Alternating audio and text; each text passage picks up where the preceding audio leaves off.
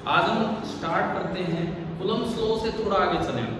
Equilibrium और सब कुछ हमने पढ़ा, तो आज इस इलेक्ट्रोस्टैटिक्स का हम इलेक्ट्रिक फील्ड इंटेंसिटी वाला पार्ट स्टार्ट कर रहे हैं। देखो इस चैप्टर में इलेक्ट्रोस्टैटिक्स में बिफोर कैपेसिटेंस कितना पार्ट है, कूलम्ब्स लॉ एंड इक्विलिब्रियम हम करके आए हैं, ठीक है। उसका कुछ डिस्कशन हो गया है, आपके कुछ डाउट्स बचे हैं तो और हो जाएंगे।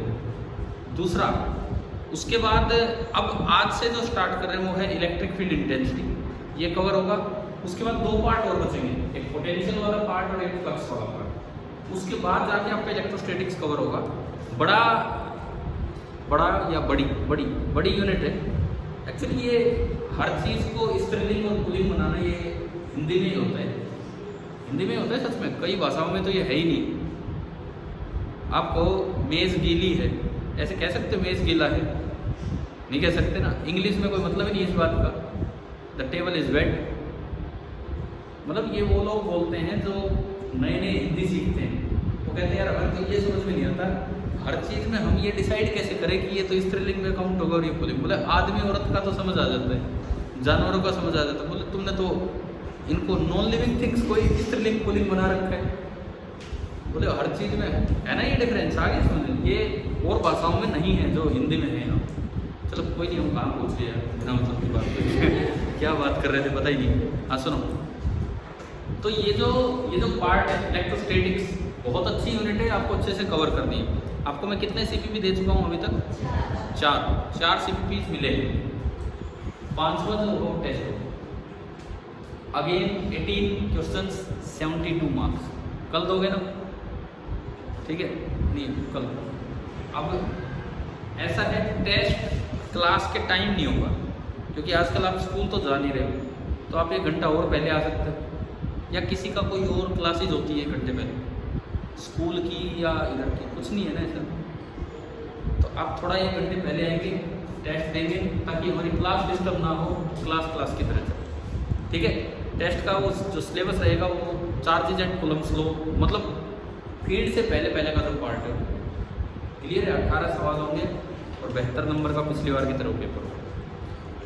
तो आज जो हम पढ़ने जा रहे हैं क्या है, देखिए। माइकल फैराडे, इन लोगों ने ये सोचा कि इस फोर्स को अब थोड़ा सा अलग नजरिए से देखिए। क्या नजरिया था? तो इन्होंने कॉन्सेप्ट ऑफ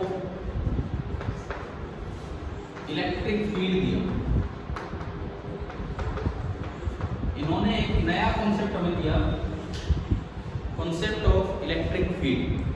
अब ये फील्ड क्या था कोई नहीं जानता क्या था, फैराडे की सोच थी, उसने कहा कुछ ऐसा सोच लो। उससे फर्क क्या पड़ा वो आएंगे हम भी देखिए। कॉन्सेप्ट ऑफ इलेक्ट्रिक फील्ड क्या था कि जैसे ये मान लो कोई एक रीजन है, कोई भी एक रीजन है, कोई भी एक इलाका है,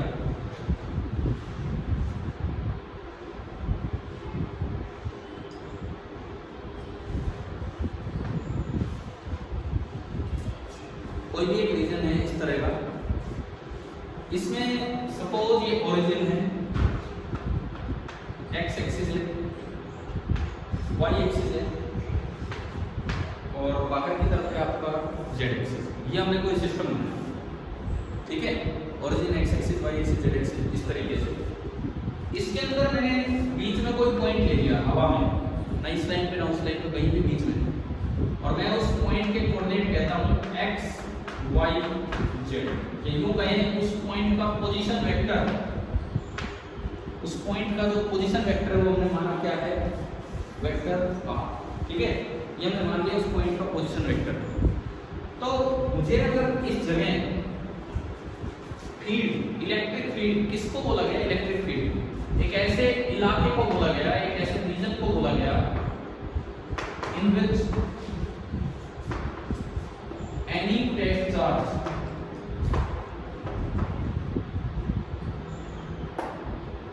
will experience a force। एक ऐसा इलाका, एक ऐसा रीजन जहां पे अगर आप किसी दूसरे टेस्ट चार्ज को रख दें तो उस पर कोई इलेक्ट्रिक फोर्स लग जाए, उस इलाके को, उस रीजन को क्या नाम दिया गया? इलेक्ट्रिक फील्ड, ठीक है। भाई कोई भी आप चार्ज ला के रख लो उस पर फोर्स लग जाएगा, मतलब मतलब जरूर कोई सोर्स चार्ज बैठा होगा फोर्स लगाने वाला, जरूर कोई ना कोई सोर्स चार्ज बैठा होगा फोर्स लगाने वाला। इस फील्ड में दो प्रॉपर्टी डिफाइन की गई, पोजीशन की दो फंक्शन, ये ओरिजिन है, इस पॉइंट का पोजीशन है r, यहाँ पे दो चीजें डिफाइन की गई, एक v और एक e। अब मैं उन्हीं दोनों का मतलब बता रहा हूँ क्या है, एक v और एक e। तो एट पॉइंट p दो बातें आपने बताई, एक v और एक e। जो e है, e that is a vector function of r। भाई एक बार ये बताओ कि नोटेशन आपको समझ आ रही है क्या लिखा है? This stands for function of r, r change करोगे e चेंज होगा, f के ऊपर वेक्टर साइन लगाना, मतलब ये क्वांटिटी क्या है, e, वेक्टर फंक्शन। e को बोला गया, e को नाम क्या दिया अभी आप उस पे, e को बोला गया vector function of position.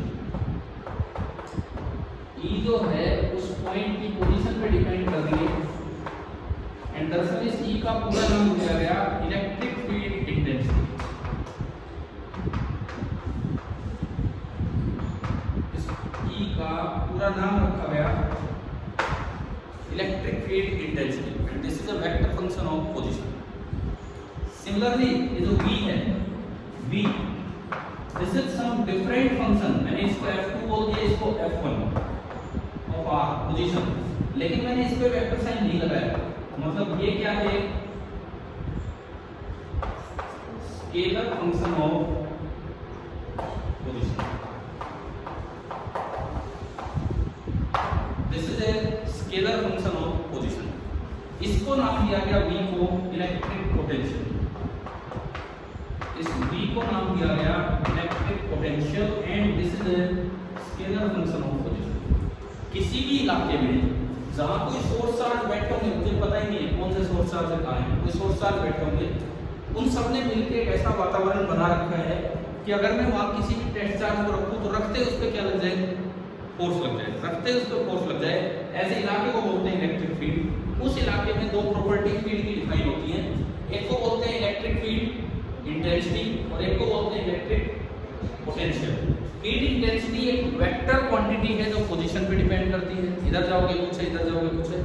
Field potential दूसरा फंक्शन है, पोजीशन का ही फंक्शन है, लेकिन वो कैसा फंक्शन है, स्केलर, वो वेक्टर नहीं है, वो स्केलर है। आने वाले दिनों में आप पढ़ोगे कि सी और बी में बहुत अच्छा सा रिलेशन होता है, ई से पी भी कैलकुलेट करवाया जाता है, बी से ई भी कैलकुलेट करवाया जाता है, क्योंकि ये दोनों पोजीशन के फंक्शन है। ठीक है, मैं उदाहरण के तौर पे आपको बताऊं, एक एग्जांपल के तौर पे, कि अगर ओरिजिन पे कोई एक सोर्स चार्ज रखा हो, फील्ड फैलाने वाला एक चार्ज रखा हो, जिसको हमने क्या नाम दिया, Q, Q कोई सोर्स चार्ज माना, let this be the source charge. जरूरी नहीं है एक ही हो, कई हो सकते हैं। तो हम आने वाले दिनों में पढ़ेंगे कि इस E की वजह से यहाँ जो फील्ड होता है, P पे जो फील्ड होता है वो दूर की तरफ होता है, दूर की तरफ, और वो E वेक्टर होता है K, वही हमारा लोकल K, पुराना K 1/4 pi epsilon not Q/r², और इनटू उसकी डायरेक्शन होती है r कैप, जो r की डायरेक्शन होती है। लेकिन इसी जगह जो v होगा, इसी जगह जो v होगा, v हम पढ़ेंगे आने वाले दिनों में कि ये v ओनली क्या होगा, k/r। पहली बात तो ये फंक्शन f1 है, ये f2, मतलब देखो इसमें r² आ रहा है, इसमें केवल r। दूसरी बात, इसमें r कैप भी आ रहा है, मतलब डायरेक्शन भी आ रही है, मतलब ये एक वेक्टर है जबकि ये एक स्केलर। तो मतलब एक फील्ड की दो प्रॉपर्टी है, एक फील्ड इंटेंसिटी और एक फील्ड पोटेंशियल। अब जो पहला पार्ट हम लेंगे वो फील्ड इंटेंसिटी का लेंगे, और जो दूसरा पार्ट हम लेंगे वो फील्ड पोटेंशियल का लेंगे। क्लियर है?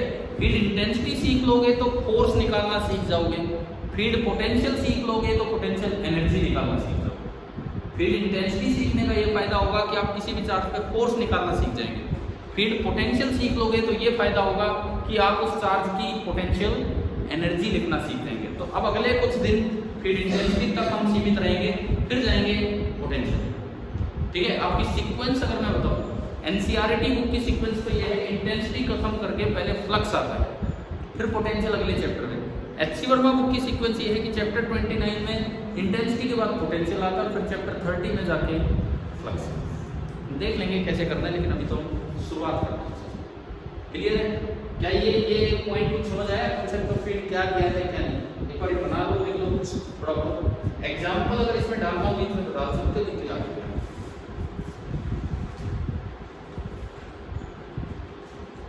लिख लिए? आप यूं लग रहे हो बाहर बैठे, इधर आ जाओ ना, आगे यहाँ आ जाओ, यहाँ पे ये बैग तक इसीलिए लगा रखा है, बैग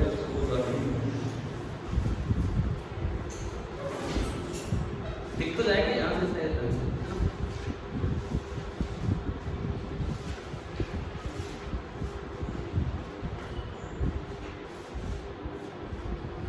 भाई जो भी बच्चा कभी एब्सेंट हो वो अपना शाम को रात को जब भी ये वीडियो लेक्चर अपलोड हो एक बार देख लिया करो अगले दिन आने से पहले, ठीक है?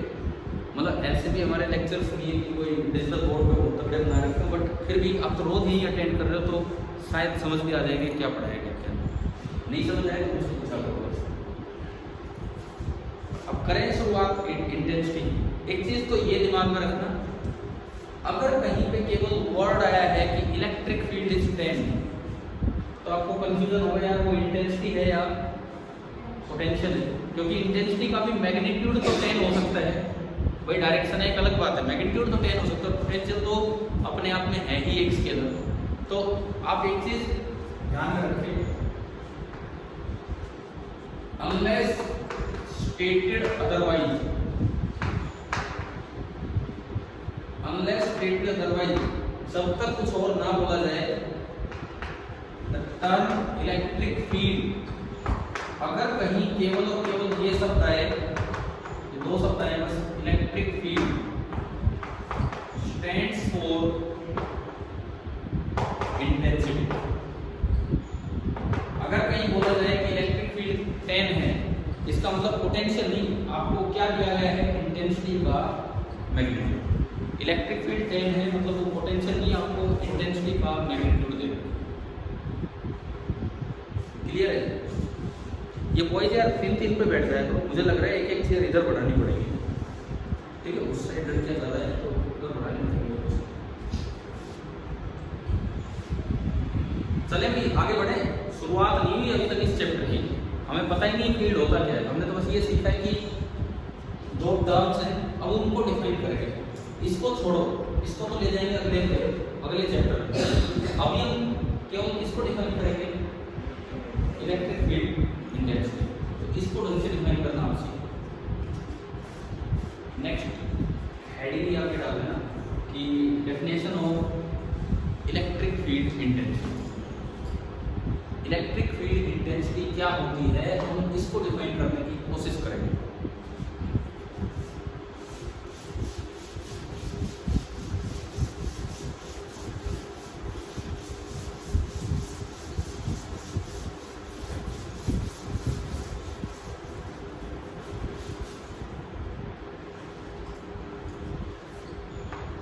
अगली तो हमारी टर्म यहाँ बनेगी, that is definition of electric field intensity. देखो किस तरह से इसे डिफाइन किया गया, यूँ बोला गया कि भाई आपको कोई अगेन को रीजन दे रखा है, मुझे आइडिया ही नहीं है सोर्स चार्ज कहाँ है, कहीं बैठा होगा सोर्स चार्ज, कहीं भी बैठा होगा, ये एक इलेक्ट्रोस्टैटिक फील्ड है। इलेक्ट्रोस्टैटिक का क्या मतलब होता है? इलेक्ट्रोस्टैटिक का क्या मतलब होता है? कौन सा चार्ज रेस्ट है? सोर्स की टेस्ट, सोर्स चार्ज, जिसने फोर्स लगाया है, जो आप पे फोर्स लगाने वाला है या जिसने फील्ड फैलाने का काम किया होगा वो किस पे है? रेस्ट पे, ठीक है? ये होता है आपका इलेक्ट्रोस्टैटिक फील्ड। ये इलाका है, मुझे नहीं पता कहाँ है, जहाँ भी है, भाई ये मान लो यहाँ पे बैठे और ये चुपचाप बैठा हुआ है, बस ये इंतजार में है कोई आए और मैं फोर्स लगा, ठीक है? ये क्यों चार्ज है? सोर्स चार्ज, रेस्ट पे। आपको ये बताना है इलेक्ट्रिक फील्ड जो होता है ना, इलेक्ट्रोस्टैटिक फील्ड, उसकी अपनी एक इंडिपेंडेंट एग्जिस्टेंस है। अपनी एक इंडिपेंडेंट एग्जिस्टेंस होने का मतलब है कि अगर कोई टेस्ट चार्ज ना भी रखा हो तब भी वहाँ फील्ड होगा, टेस्ट चार्ज ना भी रखा हो तब भी वहाँ फील्ड होगा कुछ ना कुछ। क्या मतलब? आपको ये बताना हो कि भाई ये कोई पॉइंट P है, और मुझे ये बताना है कि ई एट पी कितना होने वाला है, मुझे ये बताना है कि ई एट पी कितना होने वाला है, ये चीज़ मुझे आइडेंटिफाई करनी है। ठीक है, सबसे पहले बात, ई एट पी की कुछ डायरेक्शन भी होगी, कुछ मैग्नीट्यूड भी होगी। हालांकि field at P test charge पे डिपेंड नहीं करेगा, बिकॉज वो फैलाना तो किसका काम है, सोर्स चार्ज का। वो फैलाना तो सोर्स चार्ज का काम है, तो टेस्ट चार्ज पे तो बिल्कुल ही डिपेंड नहीं करेगा। लेकिन फिर भी आपको उसे मेजर करने के लिए टेस्ट चार्ज रखना पड़ेगा। मान लो इसकी मेजरमेंट के लिए मैंने यहाँ पी पॉइंट पे एक क्यू चार्ज रखा, इस क्यू को क्या बोल देते हैं, टेस्ट चार्ज। क्यू रखते ही कोई सोर्स बैठा है ना, कूलम ने बताया था क्यू पे क्या लगा देगा, फोर्स लगा देगा। इसने मान लो इसको रिपेल किया, अट्रैक्ट किया, जो भी किया, इसने इस पे एक फोर्स लगा दिया और मैंने कहा कि वो फोर्स इधर लगा, कितना लगा, F। ये F ऑन क्यू है। ठीक है, बाय डेफिनेशन, ये डेफिनेशन है इलेक्ट्रिक फील्ड की, by definition electric field at P this is equal to जो भी फोर्स लगा है उसको आप डिवाइड कर दो किससे, टेस्ट चार्ज। जो भी फोर्स लगा है इस टेस्ट चार्ज पे, जो आपने रखा है फील्ड को मेजर करने के लिए, उस फोर्स को डिवाइड कर दो क्यू से। This is the defining equation of electric field. ये किसी ऐसी चीज पे डिपेंड नहीं करेगी कि सोर्स चार्ज रेस्ट पे है, मोशन में, ये तो डेफिनेशन है, ये तो हर तरह से वैलिड है कि ई की ये डेफिनेशन है एफ बाई क्यू। तो भाई ये बताओ ई क्यू पे कैसे डिपेंड कर रहे हैं, डायरेक्टली कि इनवर्सली? दोबारा पूछता हूँ, ई क्यू पे कैसे डिपेंड कर रहे हैं? अभी थोड़ी ही देर पहले मैंने बोला था ये ई किसने फैलाया है, सोर्स चार्ज। तो ई का टेस्ट चार्ज से कोई लेना देना नहीं है, ई बिल्कुल डिपेंड नहीं करता है टेस्ट चार्ज पे। ई कितना है वो मेजर करने का एक तरीका था कि हमने टेस्ट चार्ज रखा। ये फॉर्मूला हमें गुमराह कर रहा है, ये कह रहा है कि ई क्यू के इनवर्सली प्रोपोर्शनल है। अरे जब एफ लिखोगे तो क्या इसमें क्यू आएगा कि नहीं?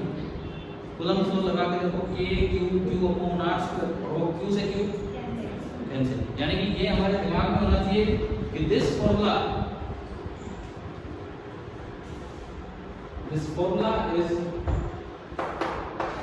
इंडिपेंडेंट ऑफ, ये जो फॉर्मूला है ना, ये फॉर्मूला बिल्कुल इंडिपेंडेंट है किससे, चार्ज क्यू से। क्या समझ आ रहा है? ठीक है, इसमें चाहे हो रहा हो नीचे क्यू। अच्छा, दूसरी बात, इसको मेजर करने में दो बहुत इंपॉर्टेंट बातें जिनका ध्यान रखना होता है। पहली बात, कई बार क्या होता है, आपने क्यू रखा और रखते ही इसको डिस्टर्ब कर देते हैं। भाई न्यूटन ने बताया था अगर इसने इस पे फोर्स लगाया है तो बदले में ये भी उस पे फोर्स लगाएगा, है ना? अगर इसने उस पे फोर्स लगाया तो वो भी तो इस पे फोर्स लगाने वाला है। क्लियर है? तो आपने तो इसको रख के फोर्स मेजर करना स्टार्ट किया, इस पे फोर्स लग रहा है तो बदले में उस पे भी लगेगा। क्या वो भाग जाएगा? नहीं भाग जाएगा, दूर जाएगा तो अकॉर्डिंग टू कूलम फोर्स थोड़ा सा कम होगा, ज़्यादा होगा? अगर वो दूर जाएगा तो अकॉर्डिंग टू कूलम फोर्स कम होगा कि ज़्यादा होगा? भाई हमने कहा इस पे फोर्स इधर लगा, भाई न्यूटन थर्ड तो उस पे फोर्स उधर लगेगा, वो दूर जाएगा तो फोर्स कम होगा। तो आप तो ई इतना मेजर ही नहीं कर पाओगे जितना करने वाले। तो इसमें एक कंडीशन है, इसमें एक कंडीशन है, provided the source charge is, अब ये क्या लिखूं मैं, सोर्स चार्ज को पकड़ा हुआ है हमने किसी अनस्पेसिफाइड फोर्सेस की मदद से। मतलब यहाँ पे कोई और दो चार आदमी बैठे हैं जो इसको चलने नहीं देते, समझ रहे हैं? Provided the source charge is at rest by the help of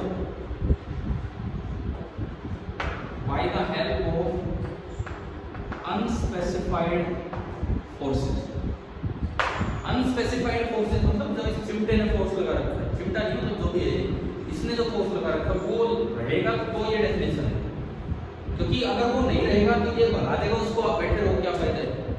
समझ आ रहा है? पहली बात, इस चीज को थ्योरेटिकली, ये चिमटे वाली बात को थ्योरेटिकली हम कैसे लिखते हैं उस फॉर्मूले में, थ्योरेटिकली कैसे हम ये चीज ऐड करते हैं, प्रैक्टिकली फॉर्मूला ये है, इसको पकड़ लो।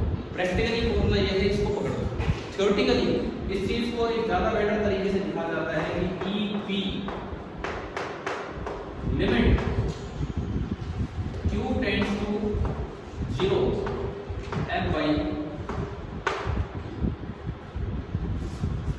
उसी फॉर्मूले में इस बात को शामिल करवाना है तो फॉर्मूला ऐसे लिखा जाता है। अब मैं आऊंगा थोड़ा सा इसके डिस्कशन पे कि भाई ये क्या कर दिया। Limit q tends to 0 f by q, ये इस तरह से लिखा जाता है। ये पहली बात, इसका मतलब क्या है? जब q 0 ले लिया हमने, 0 जितना ले मतलब जरा सा ले। दूसरी बात, अगर जरा सी चीज से डिवाइड करोगे तो ये तो कितना हो जाना चाहिए? इनफाइनाइट। तो क्या ये इनफाइनाइट होता है? ऐसा थोड़ी, आपके क्यू पे तो डिपेंड ही नहीं करता। आपके क्यू पे तो डिपेंड ही नहीं करता, तो ये इनफाइनाइट कैसे हो सकता है? इसलिए नहीं होता। अगर आप क्यू बहुत छोटा ले लोगे तो एफ भी बहुत छोटा हो जाएगा। कूलम ने क्या फॉर्मूला दिया था कि क्यू बहुत छोटा सा Q divide by R square. तो बहुत छोटी सी चीज से मल्टीप्लाई करोगे, ऑलमोस्ट 0 से मल्टीप्लाई करोगे तो जो रिजल्ट आएगा वो भी ऑलमोस्ट 0 हो जाएगा। अब एक और दिक्कत आ गई, ऊपर भी 0 आ गए और नीचे भी 0 आ गए। आ रहा है कि नहीं भाई? अगर आप इस चीज को यहाँ लगाते हो तो ये कौन सी फॉर्म बनी आपकी? 0 बाई 0 0 बाई 0 कितना होता है? मतलब यहाँ कई मैथमेटिकल स्टूडेंट्स भी बैठे हैं, मतलब जिनके पास नॉन मेडिकल है। मैथमेटिकल स्टूडेंट तो कुछ नहीं होते, मतलब जो नॉन मेडिकल के स्टूडेंट्स हैं उनसे मैं पूछ रहा हूँ 0 बाई 0 कितना होता है? एक मिनट, अगर ये अनडिफाइंड होता है, आप कह रहे हो 0 तो तब होता है ऊपर 0 होता और नीचे non 0। 0 by 5 is 0, 0 by 7 is 0। देखो हमने आज तक ये पढ़ा है, किसी चीज को 0 से मल्टीप्लाई कर दो तो क्या हो जाती है? 0। किसी चीज को 0 से डिवाइड कर दो तो क्या हो जाती है? इनफाइनाइट। आपने दोनों को बिठा दिया, मतलब बताओ क्या है? 0 से मल्टीप्लाई करने पे तो 0 होना चाहिए, 0 से डिवाइड करने पे इनफाइनाइट। तो ना तो ये 0 होगा, ना ये इनफाइनाइट होगा, ना ये अनडिफाइंड होगा। बिकॉज अगर डिफाइन ही नहीं हुआ तो फिर ये ई की डेफिनेशन क्लियर की। It is indeterminate form. Indeterminate form का मतलब है, मैथमेटिक्स आपको बताता है कि 7 फॉर्म इनडिटरमिनेट होती है। पढ़िए 7 इनडिटरमिनेट फॉर्म, उनमें से एक फॉर्म है 0 बाई 0, जिसकी वैल्यू कुछ फाइनाइट होगी लेकिन आप डायरेक्ट नहीं निकाल पा रहे हैं। कोई एक्सप्रेशन दिया होगा कहीं, उससे आप ये चीज निकाल पाएंगे। समझ रहे हो कैसे? मैं बताता हूँ आपको। ये जो फॉर्म है, this is one of the 7 indeterminate forms of mathematics. जैसे 1 रेज़ टू पावर इंफिनिटी, हमने पढ़ा 1 की पावर कितनी भी कर दो कितना रहता है? 1। और किसी की पावर इंफिनिटी कर दो कितना हो जाता है? इंफिनिटी। फिर दोनों को मिटा दिया फिर दोबारा। समझ रहे हो? इस तरह की जो फॉर्म्स है ना, वो इंडिटरमिनेट होती है, तो डायरेक्टली नहीं निकल पाती। अब मैं पहले इसी पे एक छोटा सा सवाल लेके आगे बढ़ूंगा। मान लो आपको ये दे रखा है, सपोज कि एक कोई चार्ज है q minus 2 where q tends to 2। एक कोई चार्ज है q minus 2 coulomb where q tends to 2। तो क्या ये बहुत छोटा हो गया कि नहीं? एक चार्ज है q minus 2 coulomb where q tends to 2, तो क्या वो चार्ज बहुत छोटा हो गया कि नहीं? 2 माइनस 2 ऑलमोस्ट 0 जा रहा है। और हमें बताया गया कि इस पे जो इलेक्ट्रिक फोर्स, मैं को थोड़ी जगह बना दूं, अगर ये कुछ लिख लिया नहीं लिखा तो रखता हूँ 2 मिनट, आपको कुछ नोट करना तो करते रहना, ठीक है? इधर मैं आता हूँ, एक सवाल की तरह हम लेके चले। एक चार्ज बहुत ही छोटा दिया गया ताकि वो सोर्स चार्ज को डिस्टर्ब ना करे, तो हमें वो चार्ज दिया गया है q minus 2 coulomb where q tends to 0, ये दिया गया, ठीक है? और ये मेजर किया गया कि भाई इस पे जो फोर्स लग रहा था, इस पे जो फोर्स लगने लग रहा था, वो फोर्स का एक्सप्रेशन निकल के आ रहा था q² minus 6q plus 8 Newton. Find the value of electric field intensity. Find the magnitude of electric field intensity at this place. ये आ गया। Q टेंड्स टू क्या कर दिया ये? अब एक बार पहले एक चीज देखो, क्या Q टेंड्स टू 2 करने पे क्या है, ये चार्ज बहुत ही छोटा हो गया है कि नहीं? 2 - 2 ऑलमोस्ट कितना होता है? 0। एक बार उसके फोर्स पे भी जाओ आप, क्या वो भी बहुत छोटा हो रहा है? 2 का स्क्वायर 4, 8 + 4 12 और 6 × 2 12 12 - 12 ऐसा तो होगा ही नहीं कि Q छोटा ले ले और फोर्स बड़ा आ जाए, फिर तो कूलम की थ्योरी फेल हो जाएगी। समझ रहे हो ना? Q छोटा लेने पे तो फोर्स तो छोटा आएगा ही। बन गई है 0/0 फॉर्म। अब E बताना है यहाँ पे इस सवाल में E कितना होगा। तो भाई बहुत छोटी सी चीज से हम शुरुआत कर रहे हैं अपने चैप्टर की, फील्ड इंटेंसिटी। आपको E बताना है कि E कितना होगा। बताओ इसका जवाब दो। ये डायरेक्टली लिख नहीं रही, एक इंडिटरमिनेट फॉर्म है। आप इसको थोड़ा फैक्टराइज करो, ऊपर और नीचे वाला आप इसको थोड़ा फैक्टराइज करो और ये वाली डेफिनेशन लगेगी। चलो मैं इसको लिखता हूँ। ऊपर तो बनेगा F, उसके फैक्टर आपको दिख रहे हैं, Q - 2 और Q - 4 दिख रहे हैं ना? अच्छा, ये जरूरी नहीं है कि ये यही मिले, कुछ भी आपको मिल सकता है। फॉर एग्जाम्पल जैसे मान लो मैं और भी कुछ आपको बताऊँ, ये ऐसा भी हो सकता था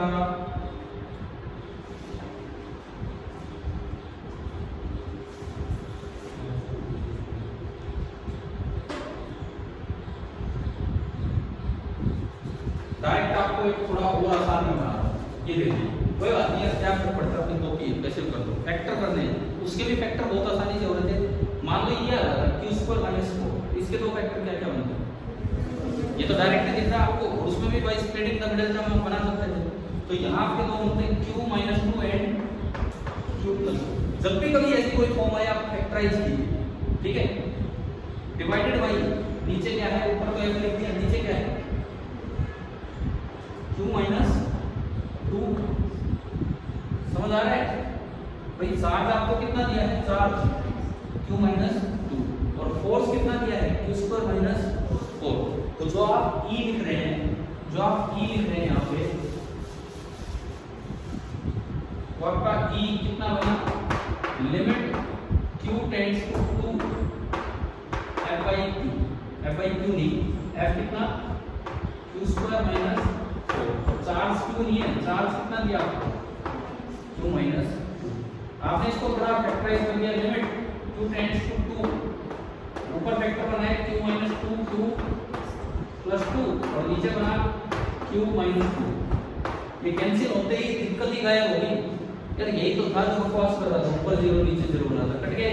अब Q की जगह 2 रखो, Q की जगह 2 रखा, 2 + 2 और यूनिट क्या होगी? इस फॉर्मूले से यूनिट बन रही है, इस फॉर्मूले से E की यूनिट बन रही है, फोर्स की न्यूटन और चार्ज की कूलम। तो आपकी जो यूनिट बनी वो बनी 4 न्यूटन पर। अब यही सवाल बच्चों को घुमा देगा नहीं तो यार ये क्या आ गया? कई तो लेके नीचे क्यों बैठे रहेंगे, F/Q। अरे Q थोड़ी है, चार्ज कितना दिया? Q नहीं दिया, कितना दिया है? Q - 2। फिर वो 0/0 फॉर्म। कई तो ऐसा कमाल कर जाते हैं, 0 से 0 काट के 1। हाँ, उसमें एक ऑप्शन 1 भी मिलेगा ऐसे सवाल में, 0 0 कट से 1 भी हो जाता है। एक ऑप्शन 1 मिलेगा, एक 0 मिलेगा, एक इनफाइनाइट मिलेगा और एक 4 मिलेगा। तो इनमें आंसर क्या आ गया? तो अब आप बताओ फील्ड होता क्या है, फील्ड डिफाइन कैसे होता है? क्या ये बात आपको समझ आई कि नहीं? समझ आ रही है ना? फील्ड किस तरह से हमने डिफाइन किया, ठीक है? एक बार अपनी टेक्स्ट बुक निकालना, लाए होंगे कुछ सवाल को भी डिस्कस करना, NCERT टेक्स्ट बुक एक बार जिनके पास है एक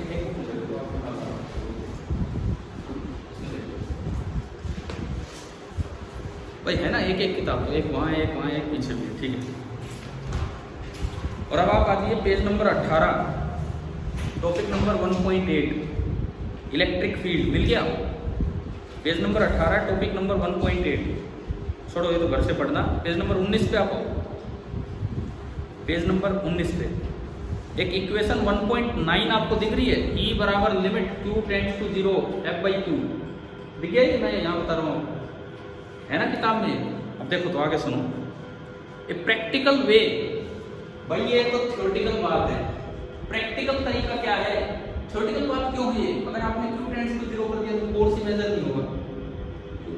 F भी कितना हो जाएगा? Tends to 0। फिर तो हम कैलकुलेट कैसे करें? तो एक प्रैक्टिकल तरीका क्या है वो लिखता है, is to get around the problem of keeping capital Q undisturbed in the presence of small Q लाने के बाद कैपिटल क्यू अनडिस्टर्ब रहे, उसका एक प्रैक्टिकल तरीका क्या है, यहाँ पे हमने चिमटा यूज किया है, ये क्या कह रहे हैं, is to hold capital Q to its location by unspecified forces.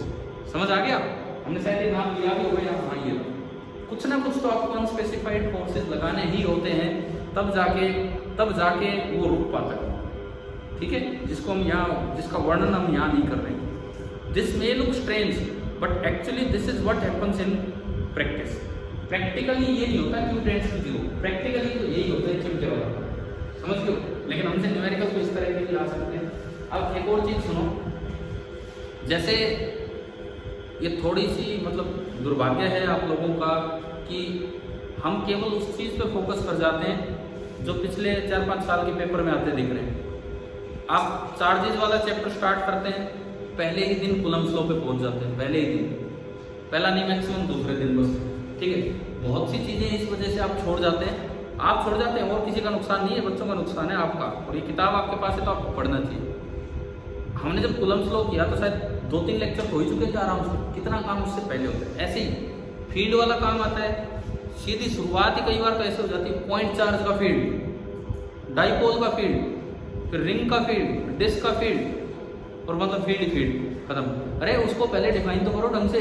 अब मैं अपनी तरफ से डिफाइन कर रहा हूँ क्या, जो 12वीं लेवल की बुक है, मैं तो कोई BSc MSc PhD लेवल की बात नहीं कर रहा, 12th लेवल की जो किताब है उसमें ये सब दिया है। मेरा किताब खुलवाने का कोई पर्पज़ नहीं था यहाँ, मुझे तो पता ही था कहाँ क्या दे रखा है। जस्ट एक बार आपकी भी आंखें खुले थोड़ी सी कि भाई हाँ कितनी बातें यहाँ बता रखी। अब ये क्या था और इक्वेशन 1.9 पे कैसा सवाल आ सकता है वो समझ आ गया। केवल इक्वेशन 1.9 पे इस तरह से कोई क्वेश्चन बना के दिया था।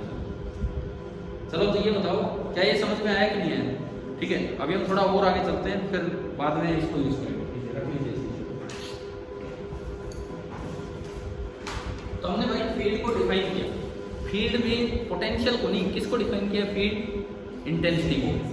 अगर मुझे डेफिनेशन देनी ही हो यहाँ पे तो देखो एक बार ये लिमिट वाली बात तो हमने क्लियर कर ही दी, आपको क्लियर हुई है कि नहीं? ऐसा तो नहीं ना हर साल नहीं अपने आप को पढ़ाता रहता बस होगी क्लियर, आपको तो समझ में आना चाहिए कम से कम ये चीज। ठीक है, लिख लिया आपने सवाल, लिख लिया।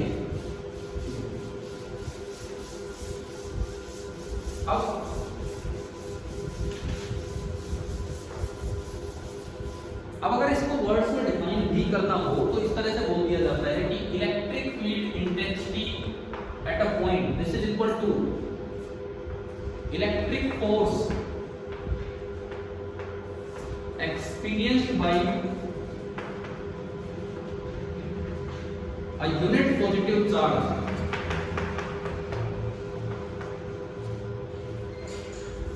placed at that point। जिस भी पॉइंट पे आप फील्ड इंटेंसिटी लिखना चाह रहे हैं that is equal to electric force experienced by a unit positive charge placed at that point. इसका क्या कारण है वो सुनते हैं कैसे, और ये पॉजिटिव वर्ड क्यों आ रहा है यहाँ पे, नेगेटिव चार्ज रख देंगे तो क्या हो जाएगा, और यूनिट वर्ड क्यों आ रहा है, यूनिट मतलब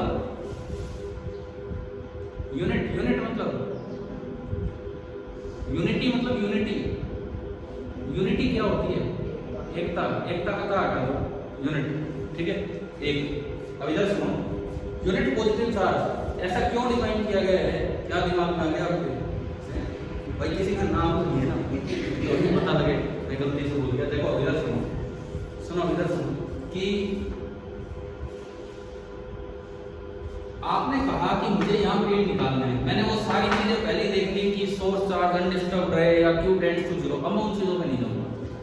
आपने क्यों रखा, ठीक है, that may be positive that may be negative. मैं दो केस ले रहा हूँ, एक बार मैंने कहा कि पॉजिटिव है और फील्ड किसी ने फैला रखा है इधर की तरफ, और एक बार मैंने इसी फील्ड में एक नेगेटिव चार्ज रखा, ठीक है। अब सुनो, फील्ड का काम क्या होता है, उसको कहीं भी कोई टेस्ट चार्ज दिख जाए वो उस पर क्या लगा देगा, फोर्स। ये हमने डिफाइन किया था, इलेक्ट्रिक फील्ड एक ऐसा इलाका है, बोला था नहीं, उसको कहीं भी कोई टेस्ट चार्ज दिख जाए तो वो उस पर फोर्स लगा देगा। ठीक है, अब सुनो, फील्ड का ये काम होता है कि अगर उसको पॉजिटिव चार्ज दिख जाए तो वो अपनी डायरेक्शन में फोर्स लगाता है जिधर फील्ड है। फील्ड क्योंकि वेक्टर होता है, फील्ड का मतलब फील्ड इंटेंसिटी। मैंने बोल दिया आपको खाली फील्ड का मतलब हम क्या लेके चलेंगे, फील्ड इंटेंसिटी। फील्ड का ये काम है, फील्ड इंटेंसिटी का ये काम है कि अगर उसे पॉजिटिव चार्ज मिले तो वो उस पर अपनी ही डायरेक्शन में फोर्स लगाएगा, और अगर उसे नेगेटिव चार्ज मिले तो जिधर फील्ड है फोर्स उस पर अपोजिट डायरेक्शन में लगता है। लगा कौन रहा है ये force, source charge. Source charge ने फोर्स लगाने के लिए अपना नारद भेज रखा है, मतलब अपना फील्ड फैला रखा है। मतलब एक तेरे को बता दिया पॉजिटिव चार्ज दिखे तो अपनी डायरेक्शन में रखा हुआ, नेगेटिव दिखे तो अपने अपोजिट में। और नारद तो तब भी रहेगा जब वहां चार्ज ना हो। बोले उसने बता दिया, उसे नहीं पता कि कोई है कि नहीं, बोल तू जा देख लियो कोई आए तो देख लियो। मतलब फील्ड की अपनी एक एग्जिस्टेंस है, अपनी इंडिपेंडेंट एग्जिस्टेंस है। अच्छा अब सुनिए, ये जो क्यू पॉजिटिव है इस पे फोर्स लगा इस डायरेक्शन में, और जो क्यू नेगेटिव है इस पे फोर्स लगेगा अपोजिट डायरेक्शन। ठीक है, कितना लगेगा वो सुनिए। यहाँ फोर्स लगेगा Q इंटू ई। कैसे भाई, ये कहां से आएगा? ई की डेफिनेशन क्या है? ई की डेफिनेशन क्या है? F by Q। तो F की डेफिनेशन क्या होगी यहां से? F क्या बना? Q इंटू ई, क्योंकि E की डेफिनेशन है F बाई Q। अभी हम डिफाइन करके आए तो यहाँ से फोर्स क्या आ गया? अगर आपको फील्ड पता हो तो फोर्स क्या आ जाएगा? Q into E.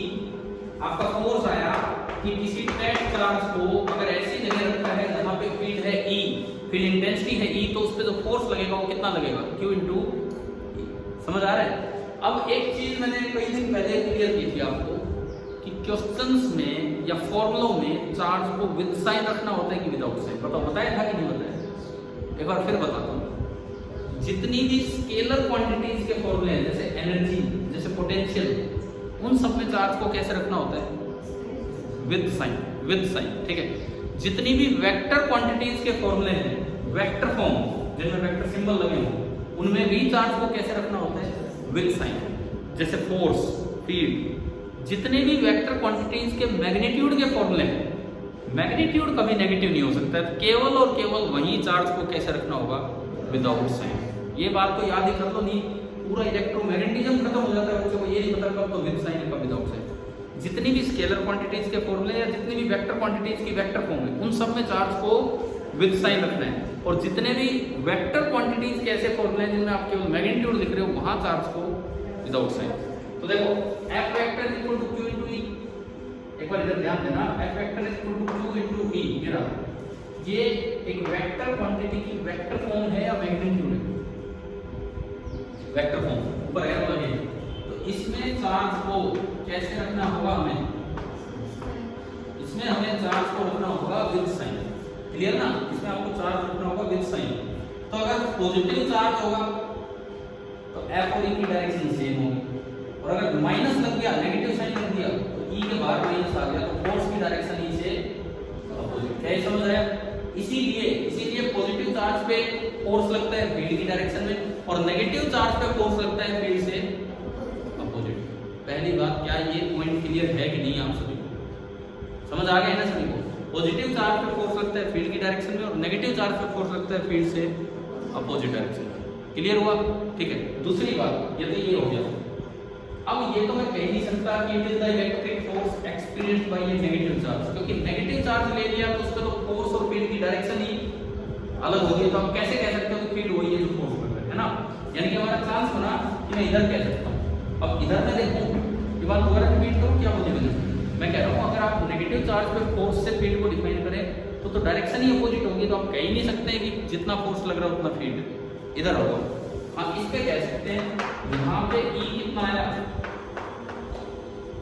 F by Q। तो E F के बराबर कब होगा? जब Q कितना होगा? 1। अगर मेरा Q 1 हो जाए, तो E बराबर F हो गया, और अगर Q पॉजिटिव हो जाए तो E की डायरेक्शन भी वही होगी जो F की डायरेक्शन। दोनों बातों को अगर मैं समेटते हुए बोलूं तो क्या ये बन गया है कि नहीं जो आपकी डेफिनेशन आपने लिखी? जो आपने डेफिनेशन में क्या लिखी थी ऊपर, ये ना electric force experienced by a unit force. आगे बात सुनो, ठीक है? अब अगर मैं उधर चलूं, उधर जब आप ये फॉर्मूला लगाएंगे F is equal to Q into E sign. लेकिन अगर आप लिखें मोड ऑफ एफ तो ये ऐसे लिखा जाएगा। क्यों? उधर ये फॉर्मूला ऐसा क्यों निकला? क्योंकि आप एक वेक्टर क्वांटिटी का मैग्नीट्यूड लिख रहे हैं और मैग्नीट्यूड में कभी भी चार्ज को विद साइन नहीं लिखना है, तो इसलिए मोड लगाना पड़ा। इधर नहीं लगाना पड़ा क्योंकि ये पॉजिटिव था, क्योंकि उधर लगाना पड़ा। क्या ये दो बातें समझ आ गई? एफ बराबर क्यों किस तरह से लगाया जाता है, क्लियर है कि नहीं? ठीक है, चलो छोटा सा सवाल आप करके देखेंगे। कर दो बंद अभी तो किताब।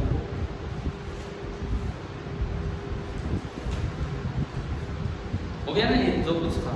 एक सवाल लिखिए, मैं बोल देता हूँ। चार्ज पार्टिकल लिख लीजिए, मैं बोल ही रहा हूँ। Charge particle having charge of a charge particle having charge of -10 microcoulomb. Micro लिखना आता है ना, mc मत लिख देना, m तो मिली होता है। New charge of -10 microcoulomb and mass 10 milligram. Milligram लिखना आता है, छोटा है छोटा जी, सीधा सीधा, ठीक है। 10 milligram it's suspended in mid-air। हवा में उसे रोका गया है। it's suspended in mid-air by applying a vertical electric field। by applying a vertical electric field, एक वर्टिकल इलेक्ट्रिक फील्ड लगा के उसे हवा में रोका गया, ठीक है। Find the magnitude and direction of field. Find the magnitude and direction of दीजिए।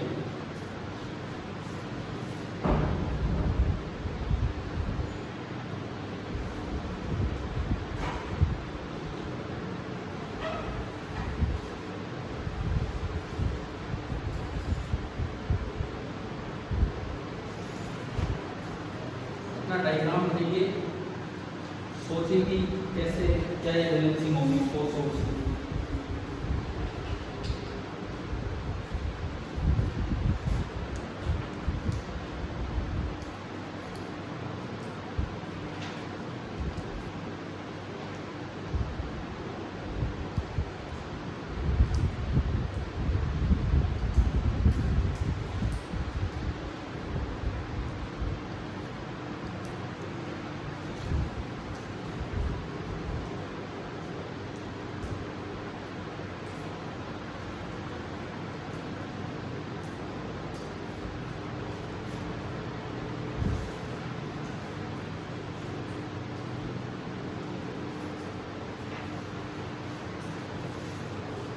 किया करो ना, इसको बनाओ,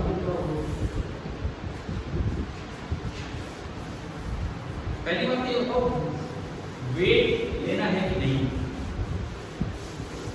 ये हम कैसे डिसाइड करें कि सवाल में वेट लेना है कि नहीं लेना? ये कैसे डिसाइड करें कि क्वेश्चन में वेट लेना है कि नहीं?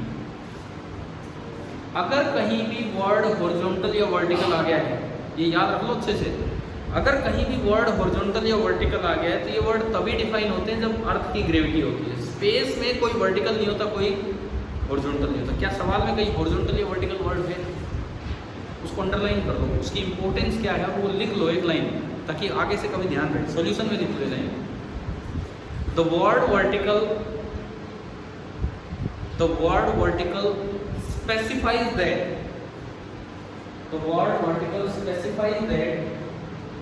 Earth's gravity is present। The word vertical specifies that the Earth's gravity is present। Vertical word पहले से ही स्पेसिफाई कर देता है कि हाँ धरती की ग्रेविटी है, और अगर ग्रेविटी है तो उस पे एक फोर्स तो वर्टिकली डाउनवर्ड लग ही रहा होगा। कितना? m। और m कितना है? m आधे बच्चों का तो ये दिमाग खराब हो जाता है, बोले यार ये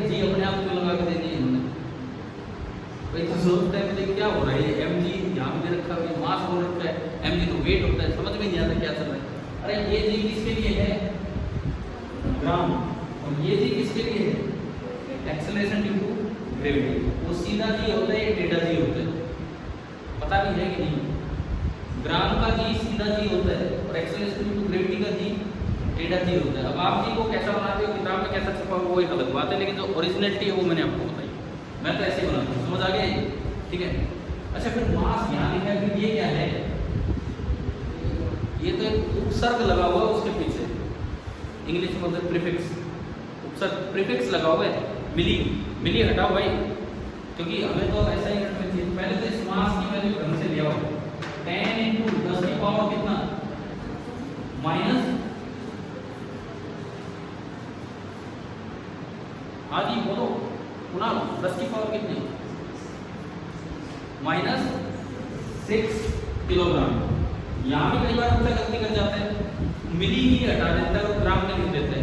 ऐसा यूनिट क्या होती है मास की, ग्राम नहीं होती, किलोग्राम होती है। तो आपको ऐसा यूनिट तक पहुंचना है, तो 10 की पावर माइनस 6 तक जाना हो गया ये मास। जी, ये जो जी हो गया, आप इसको तो कैलकुलेशन के लिए अक्सर कितना मान लेते हैं, 10 मीटर पर सेकंड स्क्वायर। तो बताओ ये mg कितना आया, mg 10 10 10 10 10 इस पावर माइनस 4 न्यूटन। क्या ये समझ आ गया कि नहीं, है ना। तो मुझे इलेक्ट्रिक फोर्स लगाना होगा, किधर फील्ड लगाऊं बताओ, ताकि ये वर्टिकली डाउनवर्ड फोर्स बैलेंस हो जाए। मुझे फील्ड किधर लगाना होगा ताकि वर्टिकली डाउनवर्ड फोर्स बैलेंस हो जाए, वर्टिकली अपवर्ड। क्यों, देखो फील्ड कोई फूक थोड़ी मारता, बोलेगा ऊपर हो तो ऊपर ही रहेगा। ये कैसा चार्ज दिया है सवाल में, नेगेटिव। अगर आपने फील्ड वर्टिकली अपवर्ड लगा दिया तो फोर्स वो भी नीचे ये भी नीचे, तो तुरंत गिर जाएगा। आपको फोर्स किधर चाहिए, एफ इलेक्ट्रिक किधर चाहिए, ऊपर। वो कितना होगा, मोड क्यू इंटू ई, क्योंकि आपको क्यू कितना दिया है, माइनस 10 माइक्रो 10 इस पावर माइनस 6 कूलम, यानी कि माइनस 10 इस पावर माइनस 5। तो अगर आप नेगेटिव चार्ज पे फोर्स ऊपर चाहते तो फील्ड किधर लगाना, नीचे, समझ आ गया। तो जो E लगाना पड़ेगा नीचे। पहली बात डायरेक्शन, दोनों बातें आपको बतानी थी, डायरेक्शन ऑफ E। तो ये तो मेरी निकल के आई डायरेक्शन ऑफ E, किधर, vertically downward. Direction of E मेरी आ गई है वर्टिकली डाउनवर्ड। अब बचा मैग्नीट्यूड, मैग्नीट्यूड कितना, उसके लिए दोनों फोर्स को बैलेंस कर दें, मोड Q इंटू E बराबर M into G, mode of Q into E बराबर M इंटू G। क्लियर। तो आपने दोनों को बैलेंस किया, तो यहाँ से E आपका निकल के आया M G upon mode of mg आप पहले ही निकाल के बैठे हैं, 10 की पावर माइनस 4 न्यूटन। और मोड ऑफ Q, ये रहा, मोड करोगे तो माइनस हट जाएगा, कौन सा माइनस, थोड़ी पावर का हटाया हो, मोड मतलब ये वाला है ना। तो ये 10 की पावर माइनस 5 कूलम, कितना आ गया, कितना आ गया, ओनली 10 न्यूटन पर, यह पाया ओनली 10 न्यूटन पर कूलम। और जो डायरेक्शन आ रही वो आ रही वर्टिकली। तो भाई ये बताओ, ये आज हमने इलेक्ट्रिक फील्ड की जस्ट एक हल्की सी शुरुआत की है। क्या समझ आ रहा है क्या क्या है क्या नहीं है, ठीक है, समझ आ गया ये वाला सबक। अब सुनिए, इस फील्ड वाले पार्ट में हमें किस तरह से अब आगे बढ़ना होगा। पहला पार्ट हम लेंगे generation of field by source charge, उसमें पॉइंट चार्ज का फील्ड, उसमें डाइपोल का फील्ड, उसमें रिंग का फील्ड, कंटिन्यूस पे आ जाएंगे, डिस्क का फील्ड, इस तरह के काम चलेंगे। और फिर दूसरा पार्ट हम लेंगे effect of field on test charge. पहले तो सोर्स चार्ज कितना फील्ड जनरेट करेगा वो सीखेंगे, और फिर वो फील्ड जनरेशन के बाद उस फील्ड का असर क्या होगा टेस्ट चार्ज पे, वो हम सीख रहे हैं। बताओ क्या ये आज की क्लास पूरी समझ आई है ना, क्या है क्या नहीं, ठीक है। दूसरी बात, अब आपका जो होमवर्क दिया गया है पीछे, हम देखो आप में से कई बच्चों ने आज भी काम नहीं किया है, शुरू नहीं किया है, तो कम से कम जिन्होंने कर दिया बहुत अच्छी बात है, जिन्होंने नहीं किया वो तो एक एक काम कीजिए। मैं आपको 4 CPP दे चुका हूँ। CPP stands for class practice problem, 4 में CPP दे चुका हूँ। और चौथे CPP में आपको NCERT और HC Verma concepts of physics bye HC Verma sir, उनमें एडिशनल होमवर्क भी दिया है। इनमें अगर किसी का कोई डाउट बचा है, आप ये बताओ टेस्ट कब दे रहे हो? 18 सवाल का टेस्ट 72 क्वेश्चन में। कल है मूड, फिर और कम मूड बनेगा। ऐसे क्या मूड हो गया भाई? नहीं है, पूरा चैप्टर हो गया, फील्ड पे हम चल रहे हो तो हमें देना तो चाहिए ना वो टेस्ट। ठीक है, पिछले टेस्ट में आपने टॉप किया था तो बड़ा आपके ऊपर तो काफ़ी रिस्पॉन्सिबिलिटी है हमारे टॉप स्कोर को और ऊपर ले जाने की। पिछली बार कितने आए थे? 61, 62, 72 में से 62। तो इस बार हम उम्मीद करेंगे कि ये थोड़ा और स्कोर को आगे बढ़ाएं, या ये ही नहीं और भी बच्चे कोई आगे निकल जाए। ठीक है, तो आज की क्लास तो हम यहीं फिनिश करते हैं।